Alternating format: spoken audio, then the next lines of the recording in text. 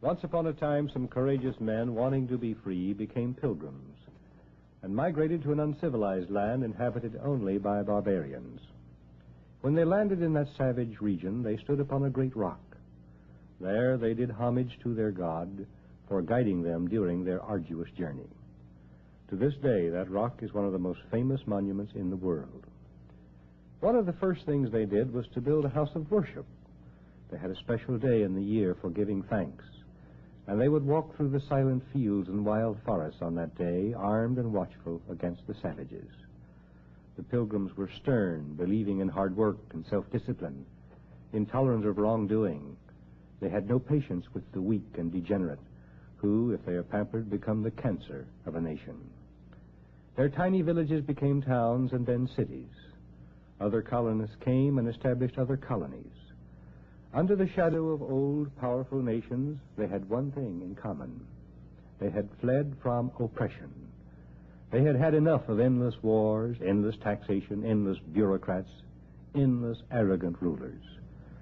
The colonies flourished. The breath of freedom blew over them like a mighty wind, clear, sharp, invigorating, stirring men's souls, lighting up their hearts, strengthening their arms, making their spirits incandescent. Cobbled streets began to ring with the footsteps of great men, with the sound of heroic voices, in this cluster of colonies we have called Honoria. Then one of the old countries, despising the simplicity and moral laws of the colonies, sent tax agents to the big city of the pilgrims. Word of the terror ran through the colonies like the sound of a drum awakening free men to the knowledge of peril. The colonies sent their greatest men as representatives to a general assembly of all the colonies. They looked about for a leader and found him, a prosperous gentleman farmer, but a man of learning. He united the colonies and became known as the father of his country. The new nation had two houses of government. The most powerful was the Senate. No one could be elected to the Senate unless he was a man of honor, patriotism, and religion. But that was in the early days of the Republic. Honoria in those days distrusted militarism, hated wars. Her ideal was freedom under God. The senators knew they must support the Republic and shun intrigue with foreign nations, or suffer severe punishment.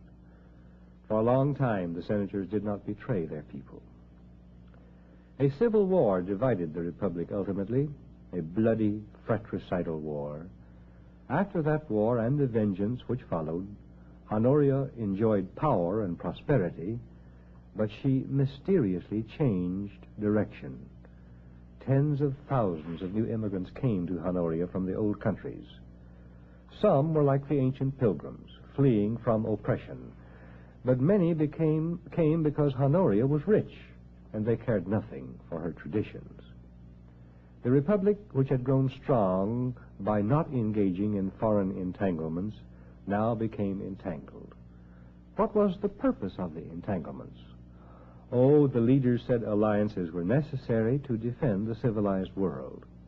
But the real purpose was to satisfy the greedy ambitions and allay the sickly fears of the leaders.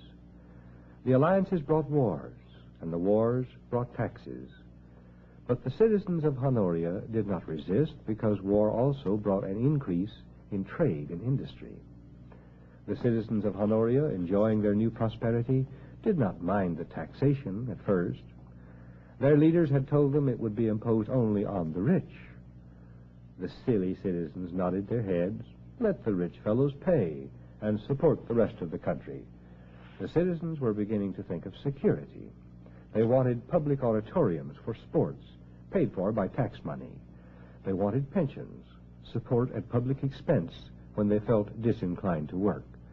And more citizens were becoming disinclined to work. Buying support from greedy groups and minorities, government became all-powerful.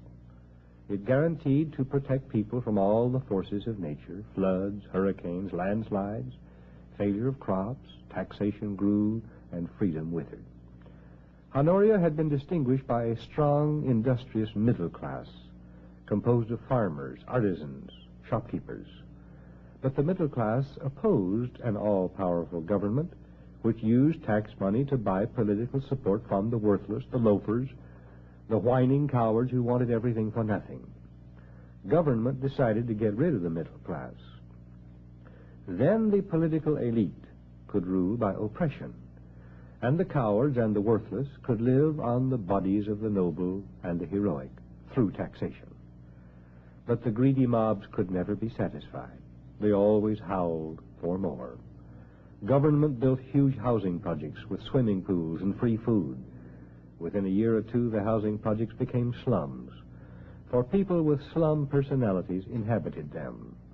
The swimming pools collected garbage, but still the howl went up for more, and the politicians, now the creatures of the mobs, tried to provide everything the mobs demanded. And the middle class, the backbone of the nation, they dared not have children. They couldn't afford them.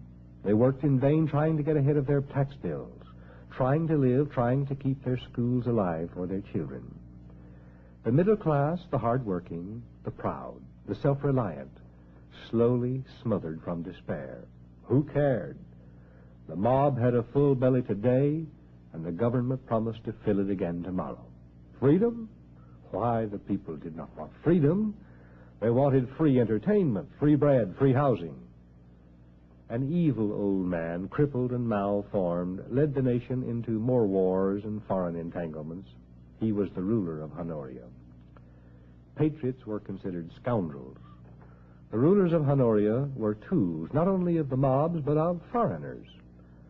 An old general, who had been victimized by the government, stood up and cried aloud to Honoria to remember her past, to return to honor, to the principles of the founding fathers, to God. The people howled that he was a warmonger. A senator dared to stand up in the Senate and cry a halt to foreign subversion of Honoria and to the foreign aid and the draining away of the people's money.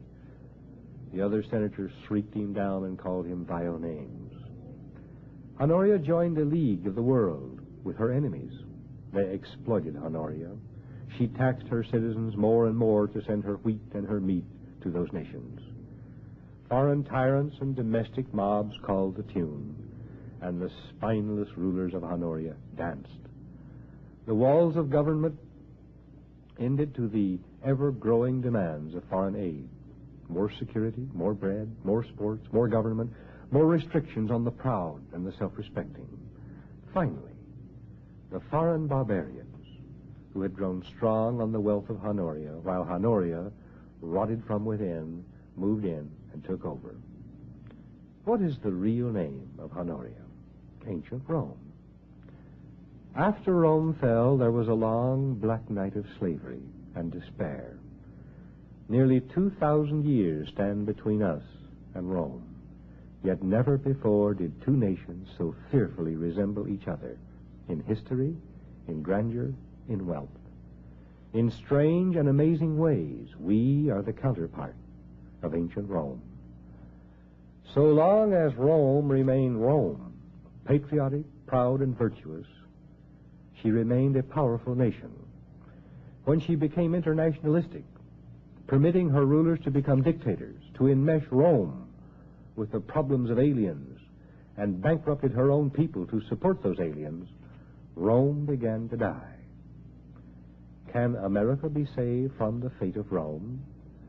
She can if Americans still have courage. Do they have courage?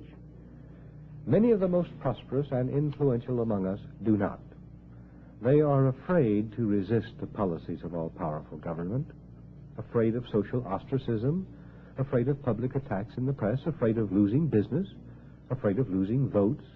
Above all, they fear persecution by the Internal Revenue Service. But if we do not begin to fight, our nation will die within our lifetime. We fight now, or our posterity will be enslaved. We need fear no foreign invasion. We shall be destroyed by our enemies within, if we are destroyed. If we fight now, we have a good chance to remain free.